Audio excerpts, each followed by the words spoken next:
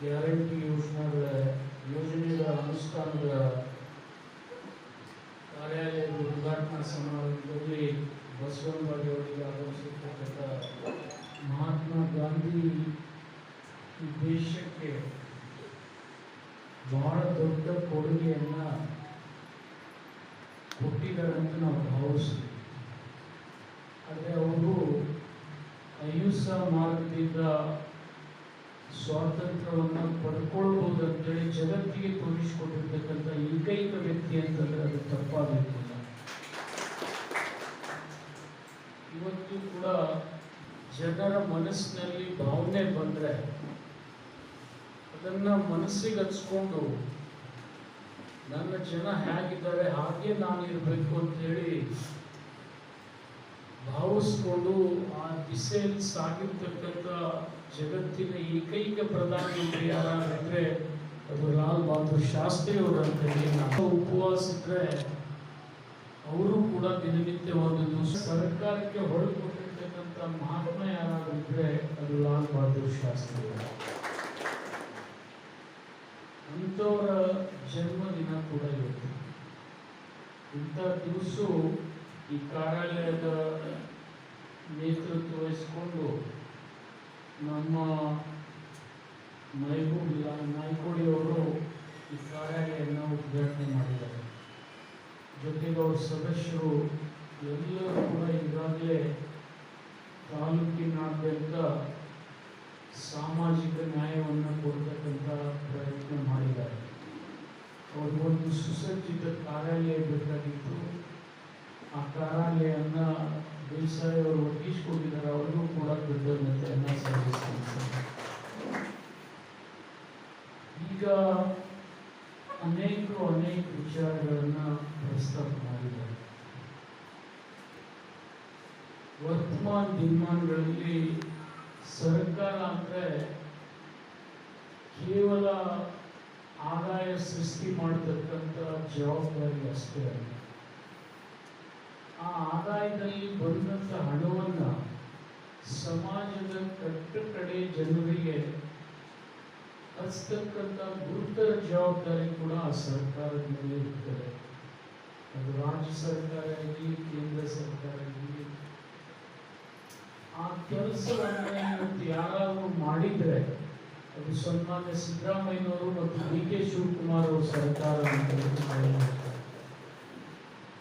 ಇವತ್ತು ಸರ್ಕಾರದ ಹಣವನ್ನು ಸಮಾಜಕ್ಕೆ ವಿನಿಯೋಗ ಮಾಡತಕ್ಕಂಥ ಸಂದರ್ಭದಲ್ಲಿ ಯಾವುದೇ ಲೋಪ ಆಗಬಾರ್ದು. ಲೋಪ ಅಂದರೆ ಅವ್ಯವಹಾರ ಆಗಬಾರ್ದು. ಜೊತೆಗೆ ಅರ್ಹ ವ್ಯಕ್ತಿಗೆ ಅದನ್ನು ಹಂಚಬೇಕು. ಅದನ್ನು ಪಕ್ಷ ನೋಡಿ ಅನ್ಸಂಗಿಲ್ಲ, ನಾವು ಜಾತಿ ನೋಡಿ ಅನ್ಸಂಗಿಲ್ಲ. ಬಡವ ಶ್ರೀಮಂತ ಅಂತಕ್ಕಂಥ ಒಂದು ಮಾನದಂಡ ಹಾಕೊಂಡು ನಾವು ಹಂಚಬೇಕಾಗ್ತದೆ. ಇವತ್ತು ಶ್ರೀಮಂತರಿಗೆ ಸಮಾಜದಲ್ಲಿ ಅನೇಕ ಸವಲತ್ತುಗಳು ಇರ್ತವೆ. ಆದರೆ ಶ್ರಮಿಕನಾಗಿರ್ತಕ್ಕಂಥವನು, ಕಡುಬಡವನಾಗಿರ್ತಕ್ಕಂಥವನು ಎಷ್ಟೇ ದುಡಿದ್ರೂ ಕೂಡ 2 ಹೊತ್ತಿನ ಊಟ ಅವರಿಗೆ ಆಗ್ತಾ ಇರೋದಿಲ್ಲ. ಇವತ್ತು ಉದಾಹರಣೆಗೆ ಒಬ್ಬ ದರ್ಜಿ ಇದ್ದಾನಂತೆ. ಯಾವುದಾದ್ರೂ 1-2 ಗಿರಾಕಿ ಬಂದರೆ ಮಾತ್ರ ಅವನು ಹೋಗಿದ್ದು. ಆ ದರ್ಜಿಗೆ ಗಿರಾಕಿನೇ ಬರಲಿಲ್ಲ ಅಂದರೆ ಅವರೊಟ್ಟಿಗೆ ತುಂಬೋದಿಲ್ಲ. ಅಂಥ ಸಂದಿಗ್ಧ ಪರಿಸ್ಥಿತಿಯಲ್ಲಿ ಸರ್ಕಾರ ಅವರನ್ನು ಎದುರಿಸ್ತಾರೆ. ಒಬ್ಬ ಹಮಾಲ್ಯ ಇರ್ತಾನೆ, ಅವನು ಕೂಲಿ ಮಾಡ್ತಿರ್ತಾನೆ, ಅವನು ಪರಿಶ್ರಮ ಪಡ್ತಾನೆ. ಅಂದರೆ ಅವತ್ತಿನ ದಿನ ಕೂಲಿಗೆ ಸಿಗಲಿದ್ರೆ ಅವನು ಬದುಕ್ತಾನೆ. ಇಂಥ ಅನೇಕ ಯಕ್ಷ ಪ್ರಶ್ನೆಗಳಿದ್ದಾವೆ ಸಮಾಜದಲ್ಲಿ. ಇದಕ್ಕಿಂತ ಮಿಗಿಲಾಗಿ ಒಬ್ಬ ತಾಯಿ ಇರ್ತಾಳೆ, ಅವಳ ಗಂಡ ಆಕಸ್ಮಿಕ ನಿಧನ ಹೊಂದ್ತಾನೆ. ಅವನಿಗೆ 2-3 ಮಕ್ಕಳು ಇರ್ತಾರೆ. ಆ ತಾಯಿ ಆ ಮಕ್ಕಳನ್ನ ಸಲುತ್ತಕ್ಕಂಥ ಜವಾಬ್ದಾರಿ ಇಟ್ಕೊಂಡಿರ್ತಾರೆ. ಆದರೆ ಆ ಸಂದರ್ಭದಲ್ಲಿ ಏನು ಕೆಲಸ ಮಾಡಬೇಕಾಗಿ ಈಗ ದಿಕ್ಕು ದೋಚಂಗಿಲ್ಲ, ಅವಳು ಮಾಡ್ತಕ್ಕಂಥ ಕೆಲಸನೂ ಕೂಡ ಸಿಗೋದು. ಆಗ ಅವಳಿಗೆ ಇವತ್ತು ಯಾರು ನೆರವಿಗೆ ಬರ್ತಾ ಇದ್ದಾರೆ ಅಂದರೆ ಗೃಹಲಕ್ಷ್ಮಿ ಅವಳು ನೆರವಿಗೆ ಬರ್ತಾ ಇದೆ ಅಂತ ತಪ್ಪಾಗುತ್ತೆ.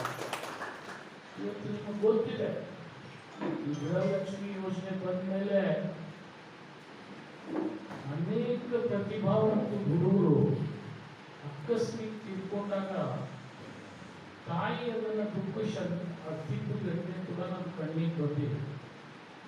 ಇಲ್ಲಿವರೆಗೆ ನಮಗೆ ದುಡ್ಡಿರಲಿಲ್ಲ, ಅದಕ್ಕೆ ಬದುಕ್ತಕ್ಕಂಥ ಆಶ್ರಯ ಕೊಟ್ಟಿರ್ತಕ್ಕಂಥ ಸರ್ಕಾರ ನಮ್ಮ ಜೊತೆ ಇದ್ದಾಗ ನೀನು ಆತ್ಮಾಹುತಿ ಮಾಡ್ಕೋಬಾರ್ದು ಅಂತಕ್ಕಂಥ ಕಣ್ಣೀರು ಕೂಡ ಆಗಿರ್ತಕ್ಕಂಥ ಘಟನೆ ನಮಗೆ ಇದೆ.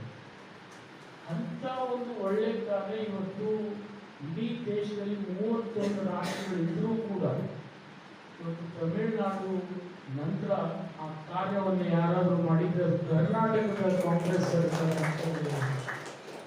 ಇವತ್ತು 7 ಕೋಟಿ ಜನರಲ್ಲಿ 4,20,00,000 ಜನ ಇವತ್ತು ಈ ಯೋಜನೆಗಳ ಮೇಲೆ ಬದುಕ್ತಾರೆ. ಅದು ಗೃಹಲಕ್ಷ್ಮಿ ಇರ್ಬೋದು, ಯುವನಿಧಿ ಇರ್ಬೋದು, ಅನೇಕ ಯೋಜನೆಗಳು ಇವತ್ತು ನೆರವಿಗೆ ಬರ್ತಾ ಇದೆ.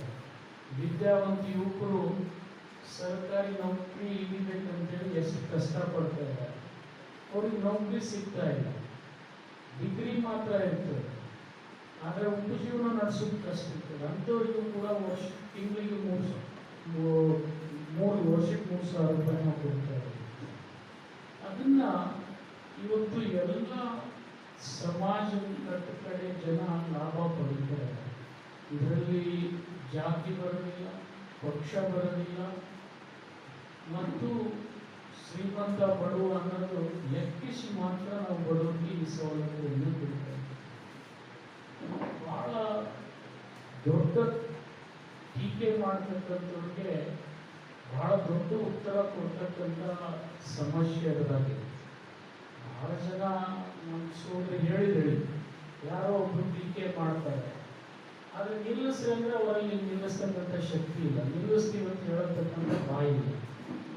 ಇವತ್ತು ಯಾಕಂದ್ರೆ ಇದು ನೇರವಾಗಿ ಅವ್ರ ಖಾತೆಗೆ ಜಮಾ ಆಗ್ತಕ್ಕಂಥ ಯೋಜನೆ.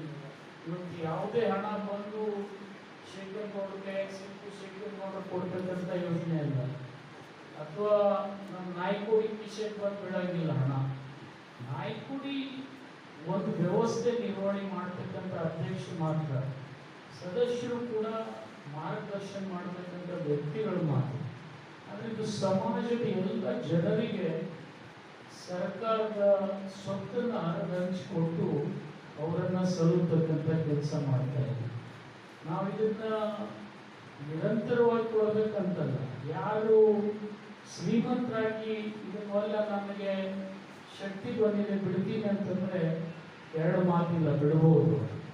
ಯಾಕಂದ್ರೆ ಅನೇಕ ಯೋಜನೆಗಳು ಸರ್ಕಾರದ್ದು ಬಂದಮೇಲೆ ಕೆಲವರು ಉದ್ಯೋಗದಲ್ಲಿ ಸಾಧನೆ ಮಾಡ್ತಾರೆ, ಅವಕಾಶಗಳು ವಿಪುಲವಾಗಿ ಬಂದಾಗ ಹೆಚ್ಚಿಗೆ ಶಕ್ತಿ ಬರ್ತದೆ ಅಂತ ಬಿಟ್ಕೊಡ್ಬೋದು. ನಾನು ಇಲ್ಲ ಅಂತ ಹೇಳೋದಿಲ್ಲ. ಇವತ್ತು ಎಲ್ಲರಿಗೂ ಕೊಡ್ಬೇಕಂತ ಕೆಲಸ ನಾವು ಮಾಡಿದ್ದೀವಿ. ಇಂದಿಲ್ಲ ನಾಳೆ ಬಹಳ ಜನ ಕರ್ನಾಟಕದಲ್ಲಿ ಈ 4,20,20,00,000 ಜನರಲ್ಲಿ ನನಗನ್ನಿಸೋದು ಒಂದು 2-3 ವರ್ಷದಲ್ಲಿ ಒಂದು 50-60 ಲಕ್ಷ ಕುಟುಂಬಗಳ ಮೇಲೆ ಬಂದರೆ ಅದು ಆಶ್ಚರ್ಯ ಅಲ್ಲ ಅಂತೇಳಿ ನಾನು ಹೇಳಬೇಕಾದ್ರೆ ಅಂತ ಒಂದು ವ್ಯವಸ್ಥೆಯನ್ನು ಇವತ್ತು ಸರ್ಕಾರ ಒಂದು ವರ್ಷಕ್ಕೆ ಇವತ್ತು 52,000ರಿಂದ 56,000ವರೆಗೆ ಖರ್ಚು ಮಾಡ್ತಕ್ಕಂಥ ಒಂದು ಹಂತಕ್ಕೆ ನಾವು ಬಂದಿದ್ದೀವಿ. ಇವತ್ತು ನಮ್ಮ ವಿರೋಧಿಗಳು ಟೀಕೆ ಮಾಡ್ತಿರ್ಬೋದು, ಸಮಾಜದಲ್ಲಿ ಕೆಲವು ಅಭಿವೃದ್ಧಿ ಕಾರ್ಯಗಳು ನಿಂತಾವಂತೇಳಿ. ನಾವು ಅಭಿವೃದ್ಧಿ ಕಾರ್ಯಗಳನ್ನು 75 ವರ್ಷ ಮಾಡಿದ್ದೀವಿ, ಆದರೆ ಸಮಾಜಗಳನ್ನು ಮೇಲೆತ್ತಕ್ಕಂಥ ಕೆಲಸ ಮಾಡಲಿಲ್ಲ. ಸಮಾಜಗಳನ್ನು ಮೇಲೆತ್ತತಕ್ಕಂಥ ಕೆಲಸ ಕರ್ನಾಟಕದಲ್ಲಿ ಯಾವತ್ತಾದ್ರೂ ಆಗಿದ್ರೆ ಅದು ಸನ್ಮಾನ್ಯ ಸಿದ್ದರಾಮಯ್ಯ ಮತ್ತು ಡಿ ಕೆ ಶಿವಕುಮಾರ್ ಅವರ ನೇತೃತ್ವದಲ್ಲಿ ಅಂತ ಒಂದು ಕೆಲಸ ಇವತ್ತು ಕರ್ನಾಟಕದಲ್ಲಿ ಆಗಿದೆ.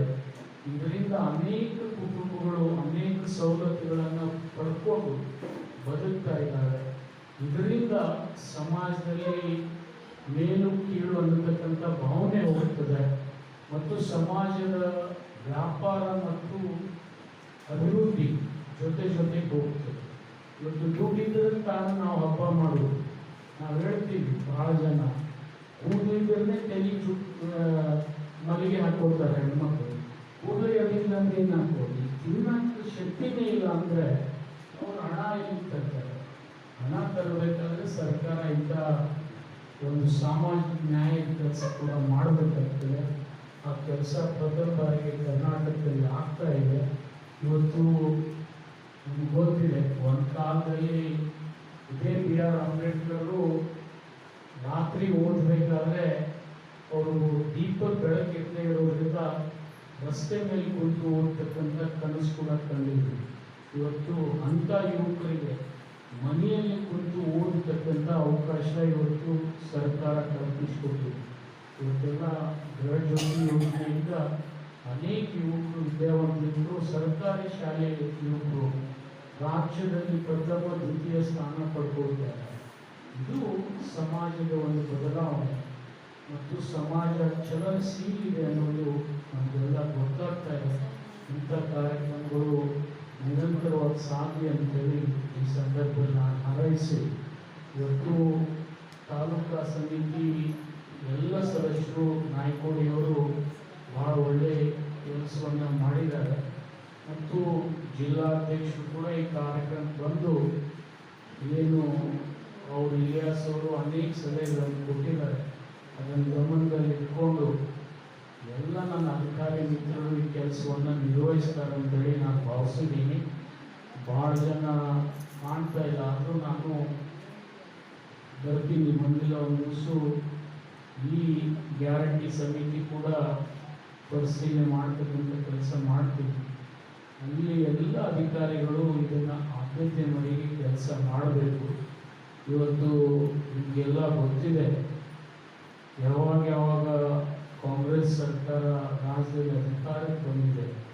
ಇವತ್ತು 2013ರಿಂದ 2018ರಲ್ಲಿ ಅನೇಕ ಭಾಗ್ಯಗಳನ್ನು ನಾವು ಕೊಟ್ಟಿದ್ದೇವೆ ಮತ್ತು ಸರ್ಕಾರದ ವತಿಯಿಂದ ಕೇವಲ 10 ರೂಪಾಯಿದಲ್ಲಿ ಒಬ್ಬ ಮನುಷ್ಯ ಹೊಟ್ಟೆ ತುಂಬಿಸ್ಕೊಳ್ತಾನಂತಕ್ಕಂಥ ಇಂದಿರಾ ಕ್ಯಾಂಟೀನ್ಗಳನ್ನು ಕೂಡ ನಾವು ತಂದಿದ್ದೀವಿ. ಇದು ಏನು ತೋರಿಸ್ತದಂದರೆ ಯಾವುದೇ ಮನುಷ್ಯ ಹಸುವಿನಿಂದ ಸಾಯಬಾರ್ದು ಅಂತಕ್ಕಂಥ ಕೆಲಸ ಯಾರಾದರೂ ಮಾಡಿದ್ರೆ ಅದು ಕರ್ನಾಟಕ ಕಾಂಗ್ರೆಸ್ ಸರ್ಕಾರ ಅಂತ ಕೆಲಸ ಇವತ್ತು 2013ರಿಂದ ಇಲ್ಲಿವರೆಗೆ ನಿರಂತರವಾಗಿ ನಾವು ಮಾಡ್ತಾ ಬಂದಿದ್ದೀವಿ. ಅನೇಕ ಬೇರೆ ಕೆಲಸ ನಾವು ಮಾಡಿದ್ದೀವಿ. ಇವತ್ತು ಶೈಕ್ಷಣಿಕವಾಗಿ ಮಾಡಿದ್ದೀವಿ, ಸಾಂಸ್ಕೃತಿಕವಾಗಿ ಮಾಡಿದ್ದೀವಿ, ಒಳ್ಳೆ ಕಟ್ಟಡಗಳನ್ನು ಕಟ್ಟಿದ್ದೀವಿ, ರೋಡ್ಗಳನ್ನು ಮಾಡಿದ್ದೀವಿ, ಡ್ಯಾಮ್ಗಳನ್ನು ಕಟ್ಟಿದ್ದೀವಿ. ಆದರೆ ಇವತ್ತು ಮನುಷ್ಯನನ್ನು ಗುರುತಿಸ್ತಕ್ಕಂಥ ಕಟ್ಟಕಡೆ ಮನುಷ್ಯನ ಗುರುತಿಸ್ತಕ್ಕಂಥ ಕೆಲಸ ಈ ಕಳೆದ 2013ರಿಂದ ಇಲ್ಲಿವರೆಗೆ ಈ ಸರ್ಕಾರ ನಿರಂತರವಾಗಿ ಮಾಡಿದೆ. ಸರ್ಕಾರದಲ್ಲಿ ಹಣ ಕೂಡ ಅಷ್ಟೇ ಸಂಗ್ರಹ ಆಗಿದೆ.